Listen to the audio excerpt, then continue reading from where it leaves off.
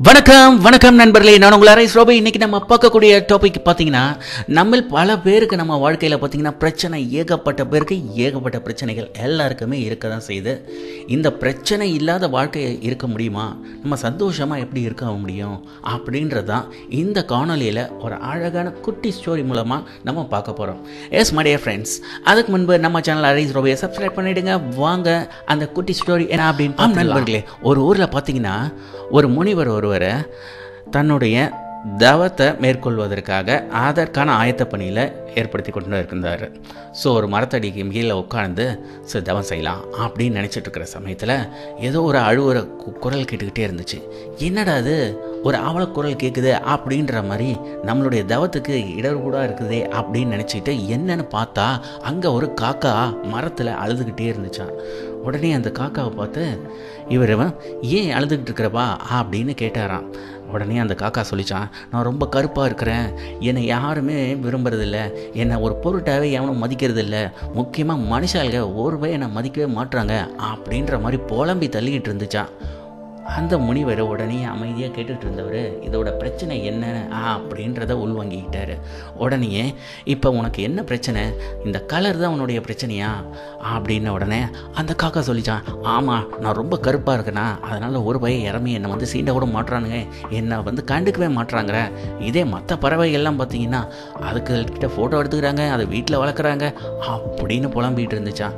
இப்போ என்னப்பா உன் பிரச்சனை, உன்னை நான் இப்போ நிறைய கலர்ஃபுல்லாக இருக்கக்கூடிய ஏதாவது ஒரு பறவையை மாற்றிட்டோமா அப்படின்னவனே, ஐயோ ரொம்ப சந்தோஷம் அப்படின்னு சொல்லிட்டு காக்கா உடனே சொல்ல, உடனே முனிவர் சொன்னாரான், சரி அப்போ உன் பிரச்சனையை நான் இப்போ தீர்வு காணணும்னா என்ன பண்ணலாம், ஒரு பஞ்சவர்ண கிளியை உன்னை மாற்றிட்டுமா, ஏன்னா பஞ்சவர்ண கிளி பார்க்குறதுக்கு ரொம்ப அழகாக இருக்கும், நீ ஆசைப்படுற மாதிரியே ரொம்ப பார்க்குறதுக்கும் மட்டும் இல்லாமல் அதை எல்லாருமே விரும்பி தன்னுடைய வீட்டிலலாம் வளர்க்குறாங்க. ஸோ உன்னை ஒரு பஞ்சவர்ண கிளியை மாற்றிட்டுமா அப்படின்னுச்சா.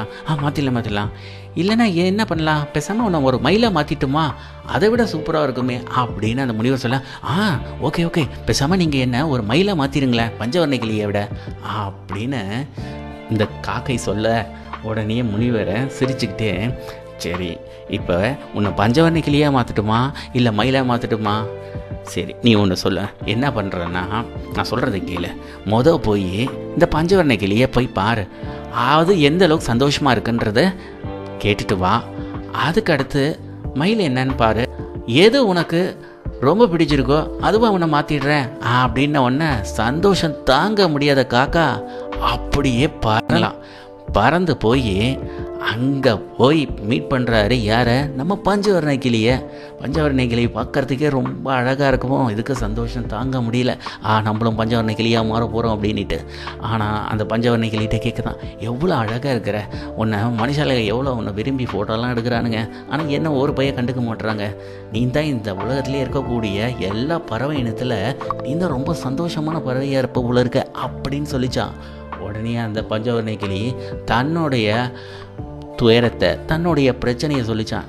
ஆட போயா நீ வேற, நீ தான் சந்தோஷமாக இருக்கிற, ஆனால் என்ன பாரு கூண்டில் பிடிச்சி போட்டுறானுங்க, எனக்கா வெளியில் பறந்து போகணும்னு ரொம்ப ஆசை, ஆனால் என் சுதந்திரத்தை பறிச்சிட்டானுங்களே அப்படின்ற மாதிரி அதனுடைய பிரச்சனையை சொல்லிகிட்டு இருந்துச்சான். ஆஹா, இது என்னடா ஒரு மிகப்பெரிய பிரச்சனையாக இருக்குது, இப்போ தான் புரிஞ்சுது இந்த காக்கைக்கு. சரி நமக்கு பஞ்சவர்ண கிளி செட்டு ஆகாது, பேசாமல் அடுத்து மயிலை போய் பார்ப்போம் அப்படின்னு டாட்டா அப்படின்னு சொல்லிட்டு அடுத்து மயிலை போய் பார்க்கலாம் அப்படின்னு சொல்லி பிடிச்சான். அங்கே பார்த்தா மயில் தோகையை பிடிச்சிக்கிட்டு ரொம்ப அழகாக டான்ஸ் ஆடிக்கிட்டு இருந்துச்சான். அங்கே பார்த்தீங்கன்னா அந்த ஜூவில் பல பேர் பார்த்துட்டு இருந்தாங்களாம். பார்த்துட்டு போயிட்டுருக்கிறது மட்டும் இல்லாமல் ஃபோட்டோ எடுக்கிறது, செல்ஃபி எடுக்கிறது எல்லாம் பண்ணிக்கிட்டு இருந்த சமயத்தில் கொஞ்சம் நேரத்தில் எல்லாம் பார்த்து முடிச்சுட்டு போன உடனே அங்கே போய் காக்கா மயில்கிட்ட, ரொம்ப அழகாக இருக்கிறியே, நீ எவ்வளோ அழகாக டான்ஸ் ஆடுற, உன்னோட தோகை ரொம்ப அழகாக இருக்கு, ஆனால் நீ தான் ரொம்ப சந்தோஷமாக இருக்க போல இருக்கு அப்படின்னு சொல்லிச்சான். உடனே அந்த மயில் சொல்லிச்சான், நீ போப்பா, இங்கே இவனுங்களை பார்த்தேன்னு வச்சுக்கேன், என்னை டெய்லி பார்க்குறேன்னு சொல்கிற ஒரு இதில் ரொம்ப தொந்தரவு பண்ணுறானுங்க, எனக்கா இந்த உலகத்தில் இருக்கக்கூடிய இயற்கையை பறந்து போய் அழகாக சந்தோஷமாக ஜாலியாக இருக்கணும்னு ஆசை, ஆனால் என் சுதந்திரத்தை பறிச்சிட்டானுங்களே அப்படின்னு அது புலம்பல் பண்ண, உடனே காக்கைக்கு இப்போ தான் புத்தி வருது, ஆஹா அப்போ நம்ம தான் இந்த உலகத்திலேயே சந்தோஷமாக இருக்கிறோமோ அப்படின்ற ஒரு எண்ணம் வந்துச்சு. எஸ் மை டியர் ஃப்ரெண்ட்ஸ், இந்த காணொலியில் இந்த கதையில் பார்த்தீங்களா, similarly humans we fail to identify our identity, we fail to know our uniqueness. The biggest problem in each and every human being is we are not satisfied. We are always worried about others. We feel that others are more happier and we are the unhappiest person in the world. The problem is that we fail to know the identity of ourselves.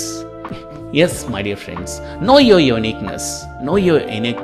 மேலும் பார்த்தீங்கன்னா, இன்னும் சிம்பிளாக சொல்லணும்னா, தமிழில் உன்னை நீ அறிவாய், நீ உங்களை நீங்கள் அறினவங்க. என்ன அப்படின்னா, நான் யார், என்னுள் இருக்கக்கூடிய என்ன மகத்துவம், எனக்குன்னு இருக்கக்கூடிய தனித்துவம் என்ன. இந்த உலகத்தில் இருக்கக்கூடிய அத்தனை ஜீவராசிகளும் பார்த்தீங்கன்னா கடவுள் ஏதோ ஒரு தனித்துவமோட தான் படைச்சிருக்கிறாங்க. இதை உணர்ந்தான்னு வச்சுக்கோங்களேன், நமக்கு எந்த பிரச்சனையுமே இல்லைங்க. நமக்குன்னு இருக்கக்கூடியதை வைத்துக்கொண்டு சந்தோஷமாக இருக்கிறது தான் வாழ்க்கை. ஆம் நண்பர்களே, நம்மை நாம் அறிவோம், நம்முடைய தனித்துவத்தை அறிவோம், நம்முடைய மகத்துவத்தை உணர்வோம். இந்த காணொலியை பொறுமையாக பார்த்தமைக்கு மிக்க நன்றி. Thank you for watching this video, my dear friends. Stay with us connected by subscribing Arise Robbie and don't forget to click on the bell icon. Thank you. Bye bye.